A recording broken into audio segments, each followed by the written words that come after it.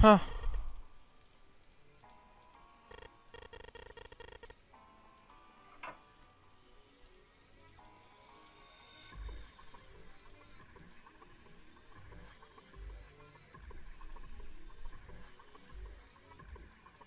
Hm.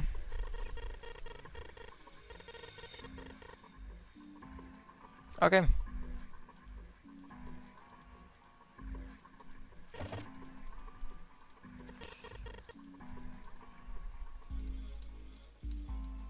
Weet ik veel.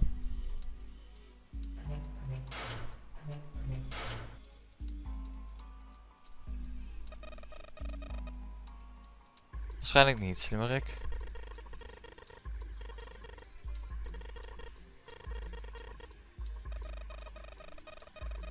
Ja, misschien. Wie weet. Denk het. Maybe. De maan.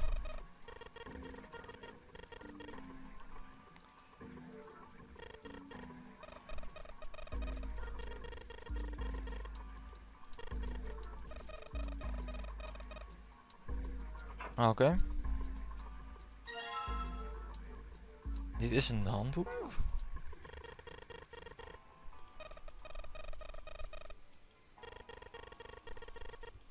Auw. Auw, Jumbe.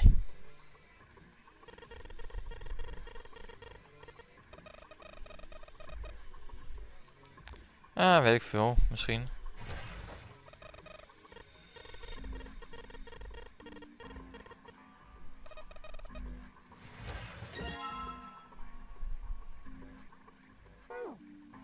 Oké.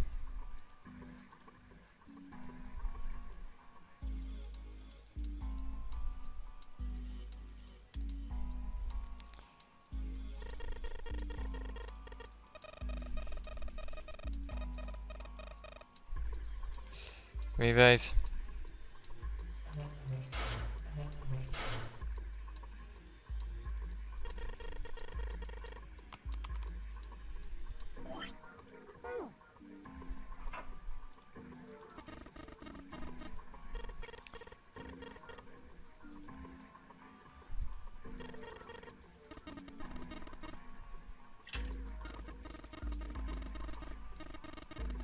Ja. Maar daarvan waarschijnlijk het is voor de kraan.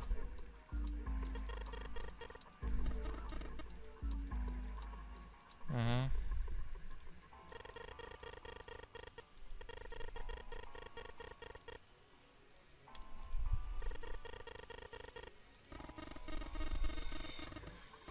Ja, waarschijnlijk. Misschien niet. Ja, I don't know.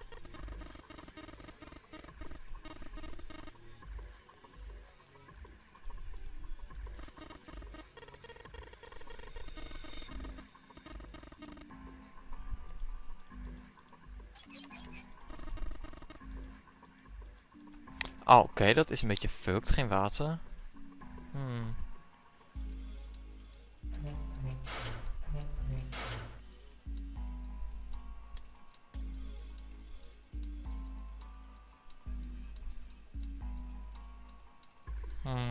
Kunnen we nog andere deuren langs?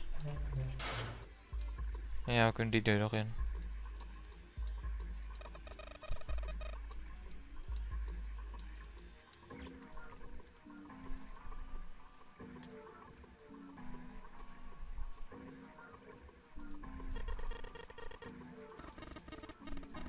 Simmergesteld, oké. Ah, dan was wat alles gehad hier.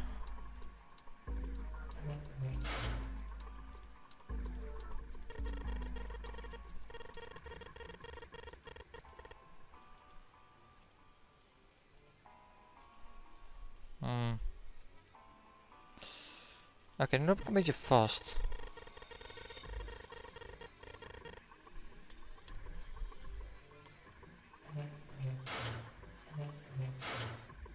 Want ja.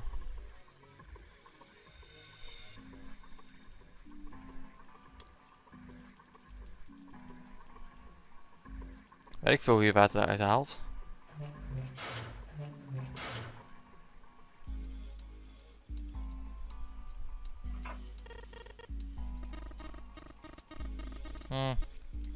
Nou, ik ga even kijken hoe je deze puzzel moet oplossen. Eén moment. Was ik weer? Oké,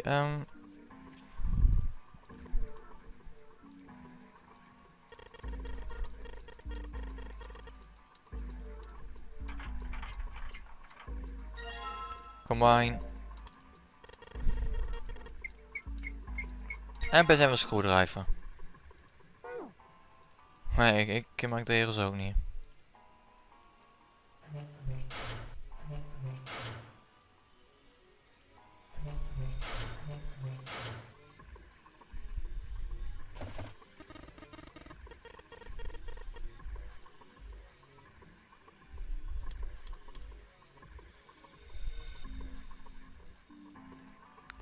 Oké, er is nog iets anders wat we kunnen proberen.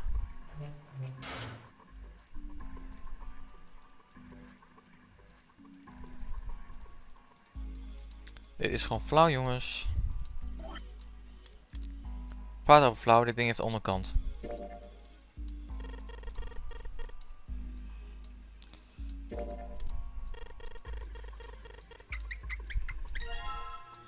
We hebben een knob en we hebben een drawer without a handle.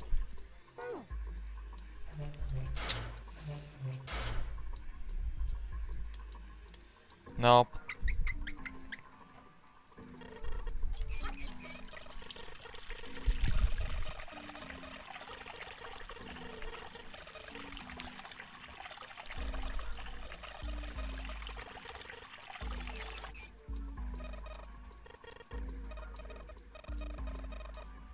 Oké, is goed. Geen probleem.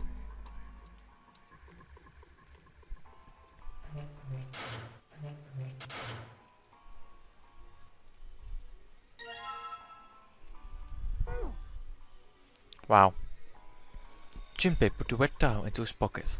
Waarom doe je iets nats in je pocket? Nou ja. He was about to turn away when there was a noise behind him. He spun around to see Seven kneeling on the floor. His face was ragged and pale. Droplets of sweat covered his forehead. He was concerned. He'd never seen Seven like this before. Slowly the other man lifted himself to his feet and shaky legs.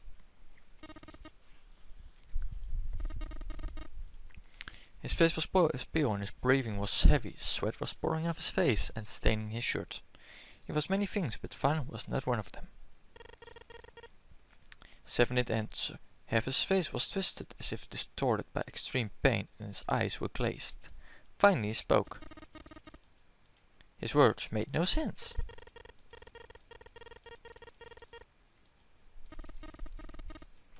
He shook his head several times as if trying to clear something from it.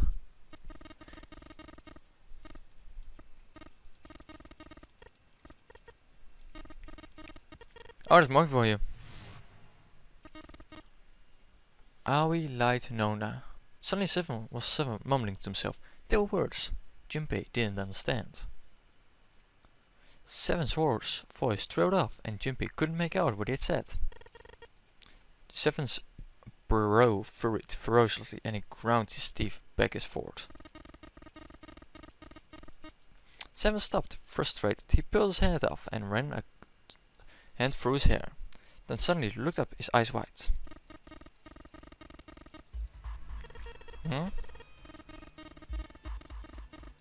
Junpei didn't know what to make of Seven's story.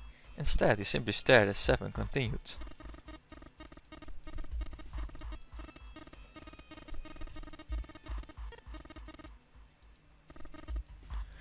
Seven began to mumble to himself and wander aimlessly about the room. Ja, he looked confused. Ik snap het ook niet. Experiment met kinderen? So far as Junpei could tell, the man was simply rambling, and there were odd twitches to his movements. Cradle from a pharmacy is een apotheek. Cradle is een wierapotheek? Seven continued to mumble to himself about things that meant nothing to Junpei. Junpei didn't have answers for him, of course. He couldn't understand what was happening to Seven. All he could do was wait. After a few minutes, Seven finally stopped. He crouched down and looked under the bed. His face registered mild surprise and began to mumble to himself. At last, Junpei could contain himself no longer.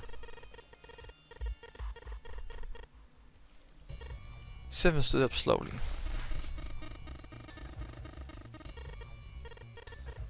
Junpei considered whatever 7 had remembered it was very important, very important. 7 drew a large muscled hand down across his face. As he wiped the sweat from his brow, he spoke.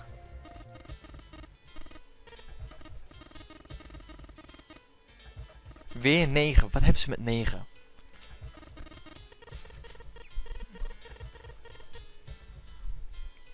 Missing. Arrived the 16 boys and girls disappeared too.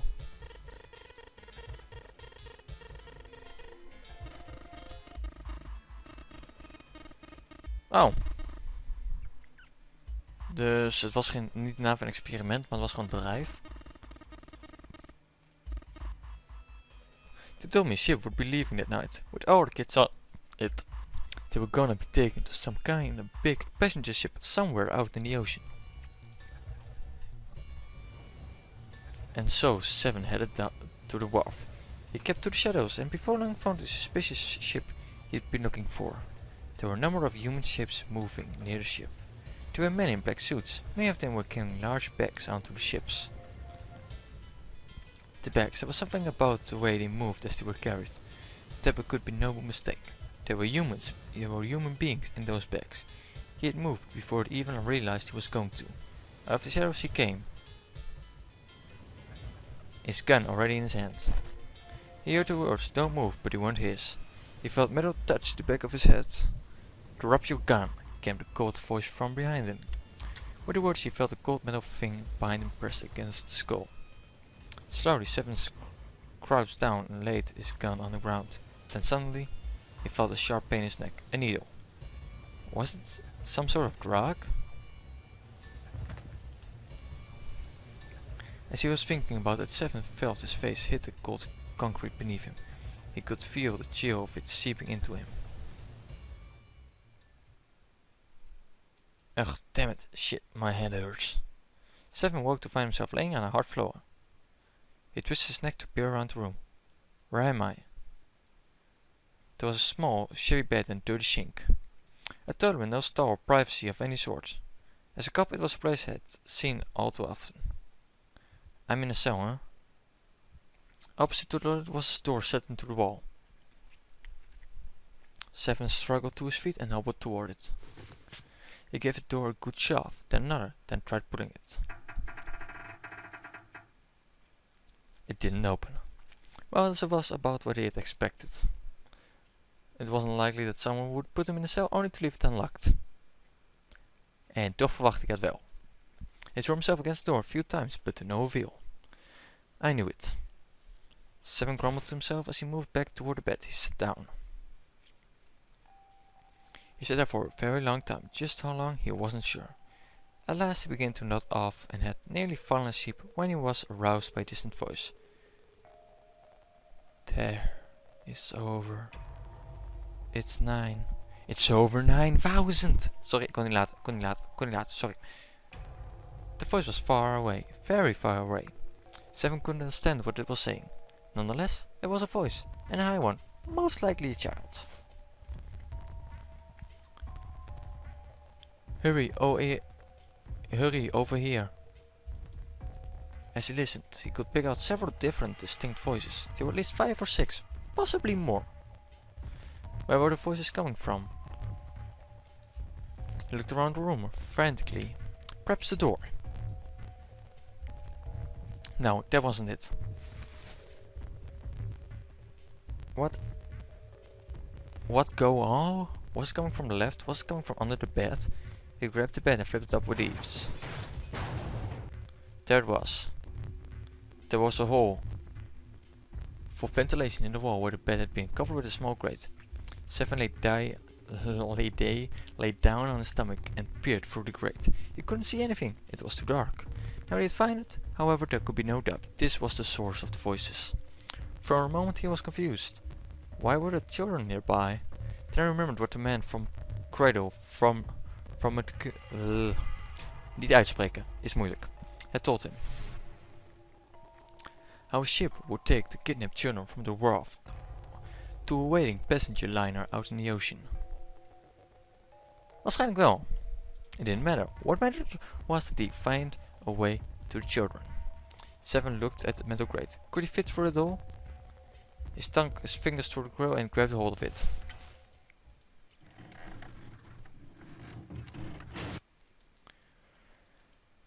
Ik ga je schelden.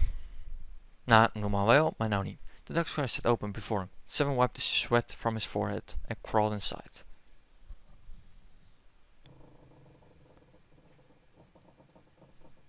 Jimpy waited for 7 to resume his story. The longer he waited, however, the clearer it became to 7 had no intentions of doing so. He had gone silently and simply stared off into the air, his eyes blank. He'd waited long enough, but 7 shook his head.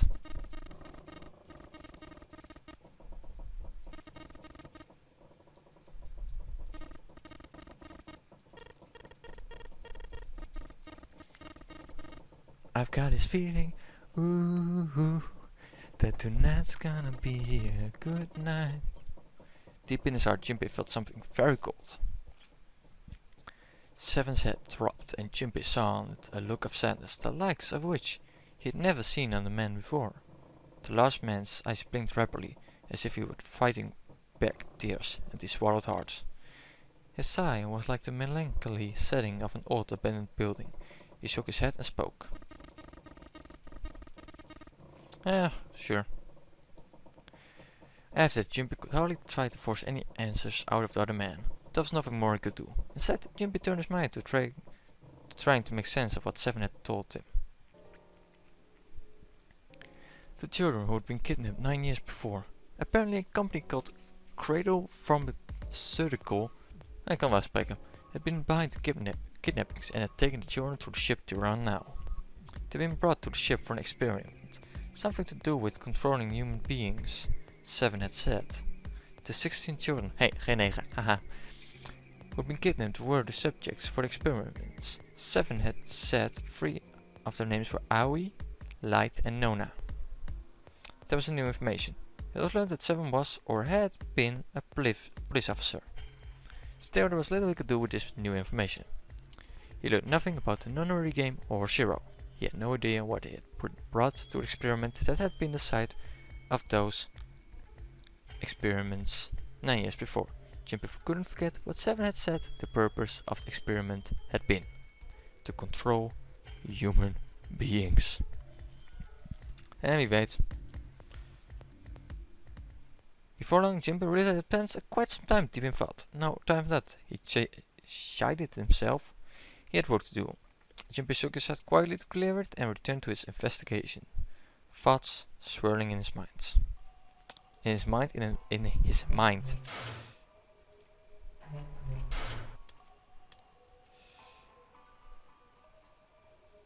Nee, is hem niet nodig deze. Up.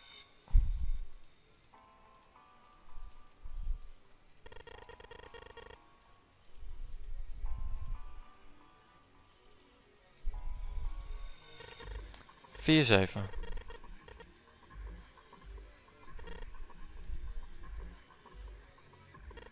En is gewoon degene waar we het moeten doen. 4, 7. 4 links, 7 rechts. Links is de zon, rechts is de maan. Links 4, rechts 7. En ik denk dat ik niet vaak hoef te doen.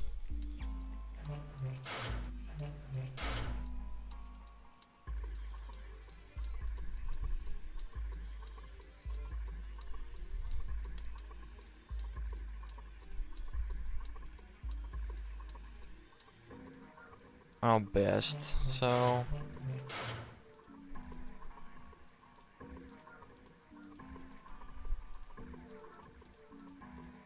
Oh, wacht even. Ik doe het verkeerd.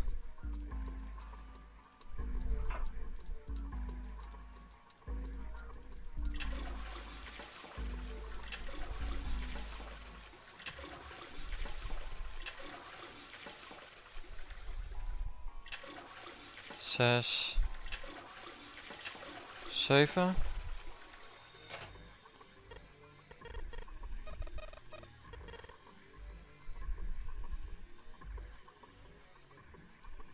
7 keer deze.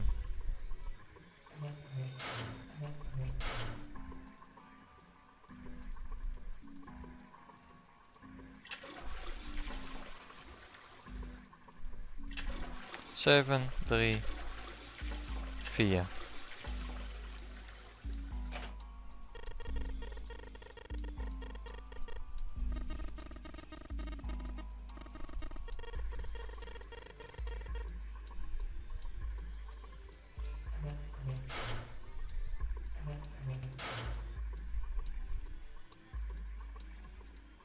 Nou, nog even. Joef.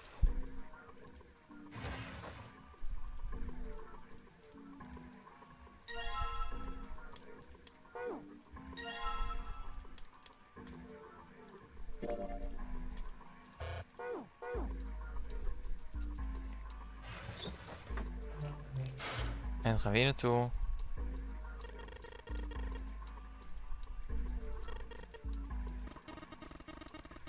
Ja.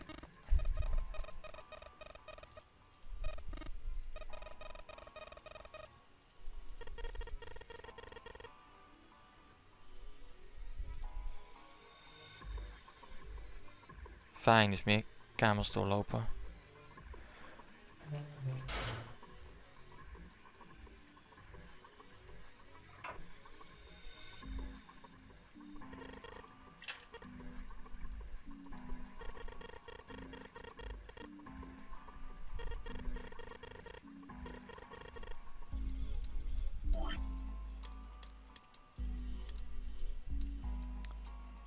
Vijftien, 14 op rood. Ja.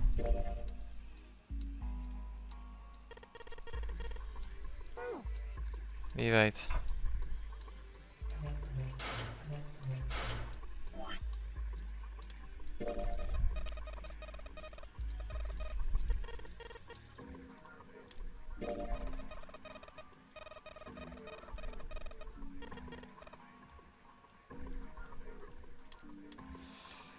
Oké, ik weet eigenlijk niet wat we hiermee doen. Misschien zien we het in het volgende deel. Ik hoop groot heb en ik zie jullie de volgende keer weer. Doei!